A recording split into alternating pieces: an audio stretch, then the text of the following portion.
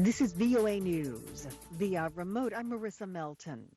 Russia said on Thursday it was clear the United States was not willing to address its main security concerns in their standoff over Ukraine. Both sides, however, are keeping the door open to further dialogue. The United States and NATO submitted written responses on Wednesday to Russia's demands for a redrawing of post-Cold War security arrangements in Europe since it massed troops near Ukraine, prompting Western fears of an invasion and new U.S. pledges of defense support. Kremlin spokesman Dmitry Peskov said Moscow needed time for review and would not rush to conclusions, but that U.S. and NATO statements describing Russia's main demands as unacceptable did not leave much room for optimism. Turkish President Recep Tayyip Erdogan says an armed attack on Ukraine by Russia wouldn't be a rational move. Turkey reiterated an offer to mediate between the two countries. NATO member Turkey enjoys close relations with both Ukraine and Russia and has repeatedly offered to bring the two countries' leaders together.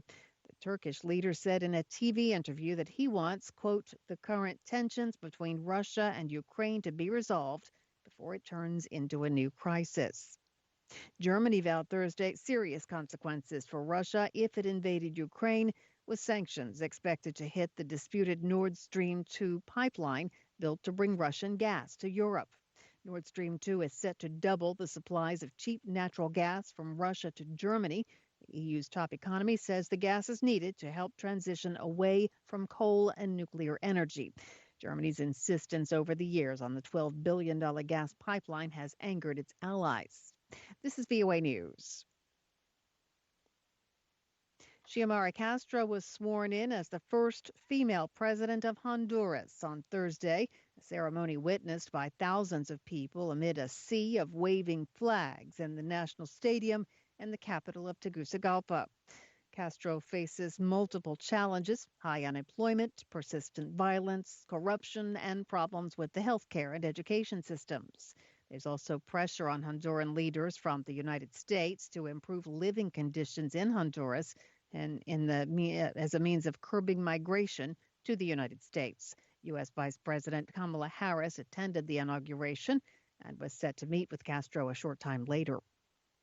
Western diplomats said Thursday they would expand their Afghan relief operations while continuing to pressure the country's Islamist Taliban rulers to respect human rights and allow girls to go to school. UN Secretary General Antonio Guterres told the Security Council Wednesday that Afghanistan was hanging by a thread and called for countries to authorize all transactions needed to carry out humanitarian aid. Some $9.5 billion in Afghan central bank reserves remains blocked abroad, and international development support has dried up since the Taliban seized power in August, with millions of Afghans at risk of starvation this winter as poverty deepens. Norway hosted meetings from January 23rd through the 25th between the Taliban and U.S. and European diplomats, as well as with aid organizations and Afghan civil society groups. Pakistan's military confirmed Thursday that a militant raid against a security base in southwestern Baluchistan province has killed at least 10 soldiers.